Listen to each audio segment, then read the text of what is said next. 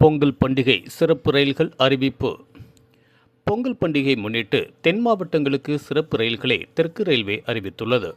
நாகர்கோவில் தாம்பரம் இடையே சிறப்பு ரயில் ஜனவரி 11, 18 ஆகிய தேதிகளில் நாகர்கோவிலிருந்து இரவு 11 மணிக்கு புறப்பட்டு மறுநாள் காலை 10, 15 மணிக்கு தாம்பரம் வந்தடையும். தாம்பரம் குமரி சிறப்பு ரயில் ஜனவரி 12, 19 ஆகிய தேதிகளில் தாம்பரத்திலிருந்து மதியம் 3:30 மணிக்கு புறப்பட்டு மறுநாள் அதிகாலை 3:30 மணிக்கு குமரி சென்றடையும்.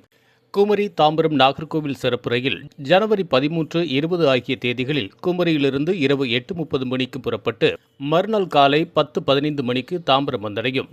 தாம்பரத்திலிருந்து ஜனவரி 14, 21 ஆகிய தேதிகளில் மதியம் 12:30 மணிக்கு புறப்பட்டு மறுநாள் அதிகாலை 3:30 மணிக்கு நாகர்கோவில் சென்றடையும்.